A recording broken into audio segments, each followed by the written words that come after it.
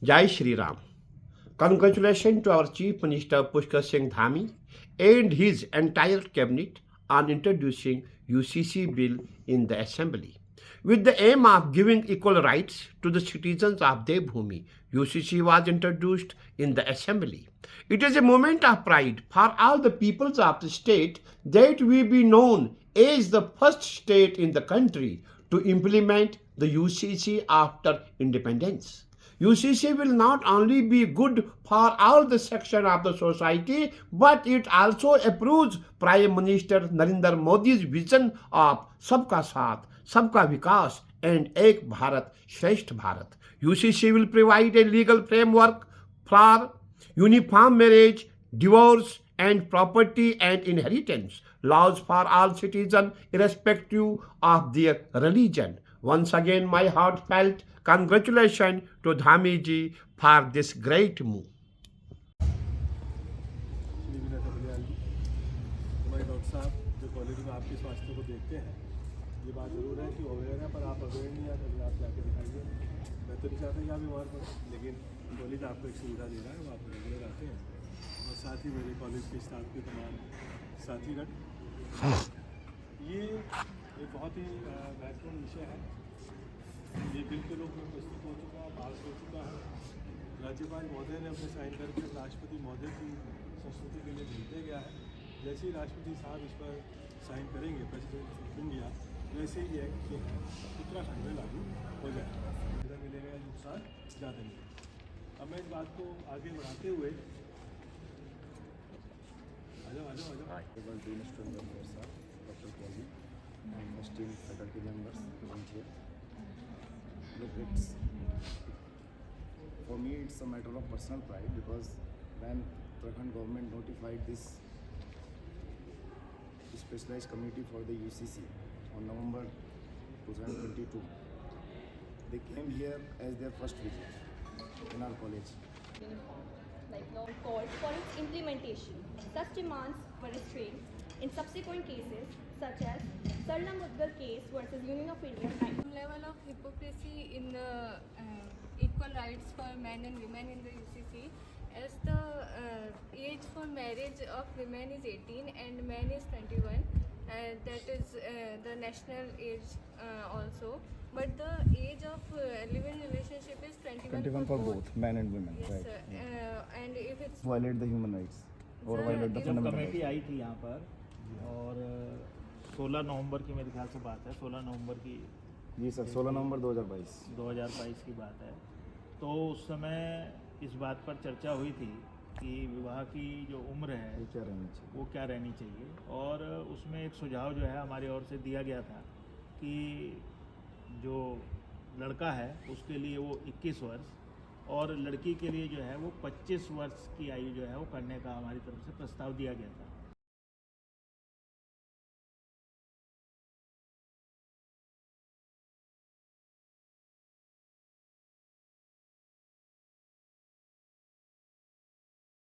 marriage For women.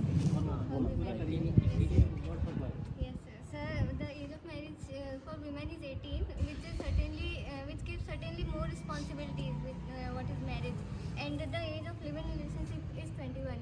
If live-in relationship is 21, the minimum age be at least be equal to men for women. So your postulation is it should be other way around. I mean 21 for the marriage. Yes, sir. Age of maintaining a live-in relationship, which is in this act, it is actually mentioned in section 376. Actually, it do not prohibit you to having a live-in relationship before the age of 21. Actually, you have to declare it before the registrar and इसका विरोध भी हो रहा है, ऐसा नहीं है, विरोध बहुत हो रहा है। you have to substantiate your argument. Yeah, Sakshi, go ahead. Sir, according to me, it is positive in a way. हम क्या स्टेप ले रहे हैं, क्योंकि भले ही हमें शादी करनी, लेकिन वो क्योंकि इंडिया में अभी भी फैमिली कल्चर काफ़ी माना जाता है और फैमिली से कनेक्टेड है, तो उनको सिर्फ एक इन्फॉर्मेशन कर देना, आई थिंक वो प्राइवेसी को हार्म नहीं करता है, बल्कि सिक्योरिटी दे रहा है यहाँ पे, और उनके माइंड को भी क्लियर है कि वो अपना आप से खुद एक डिसीजन ले सकते हैं जो भी उनके बच्चे हैं। तो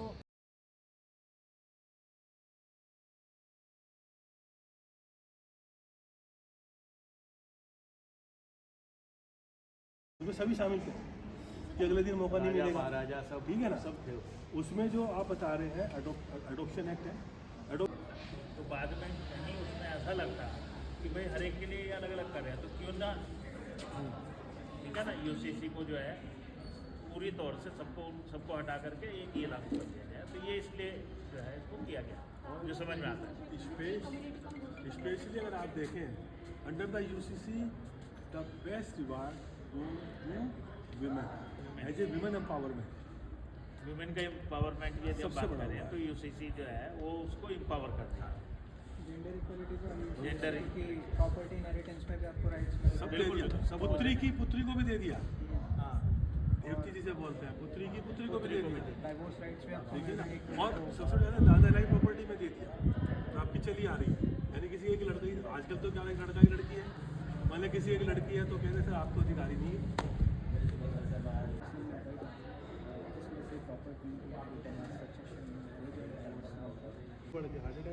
I would like तो भाई to मैं add तो- one more thing over here. हो सकता है कि Part 4 is actually when it talks about the living relationship. Registrar may or may not give consent to that particular relationship. Different customs है marriage के।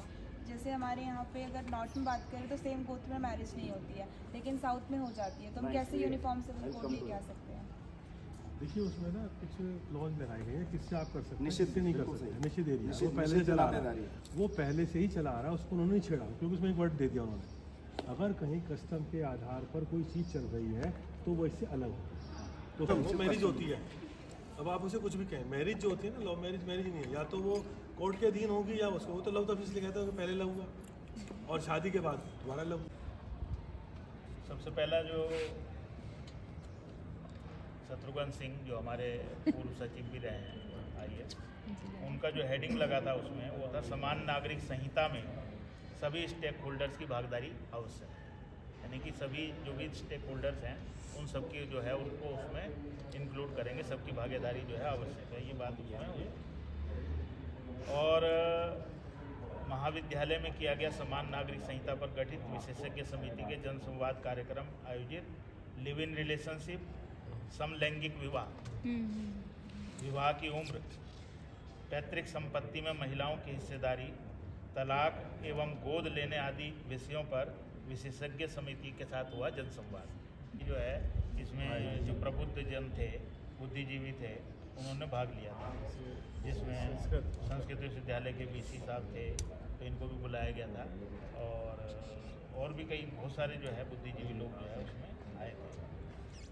तो यहाँ ये बताया गया था कि भारत के संविधान में वर्णित नीति निर्देशक तत्वों में उल्लिखित अनुच्छेद 44 की भावना के साथ न्याय नहीं हो पा रहा है। उन्होंने कहा कि विवाह, उत्तराधिकार तथा व्यक्तिगत मामलों को नियंत्रित करने वाली विधियों को सार्वभौमिक रूप से लागू करने का प्रयास किया जाना चाहिए, ठीक है।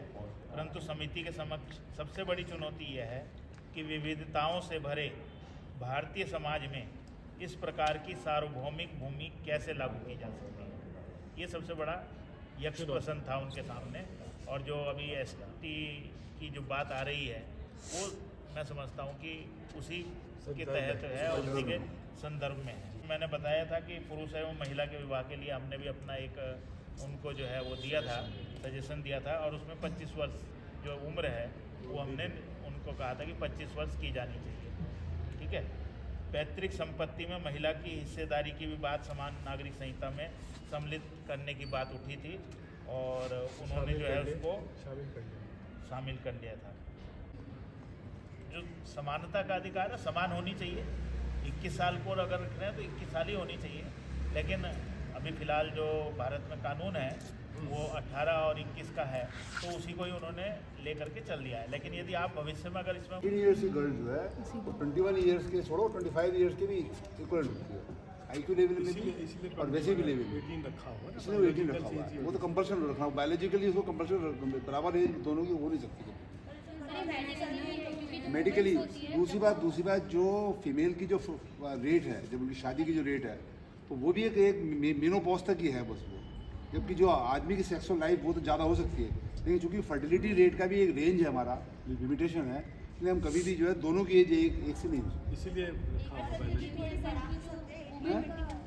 वो सोशल पॉइंट ऑफ व्यू आपके पास नहीं हो सकती है, लेकिन 18 ईयर्स की गर्ल जो है वो बच्चा पैदा जो है इजीली कर सकती है मेडिकली। मतलब युवा लोग क्या सोचते हैं, क्योंकि इसकी जो पैटर्न है वो आगे बढ़ानी है, और ये तो बात सही है कि कोई भी लॉ परफेक्ट नहीं हो सकता। 100% वो सारी सोसाइटल नेसेसिटीज़ को एड्रेस कर ले, ऐसा कोई लॉ कभी भी नहीं है।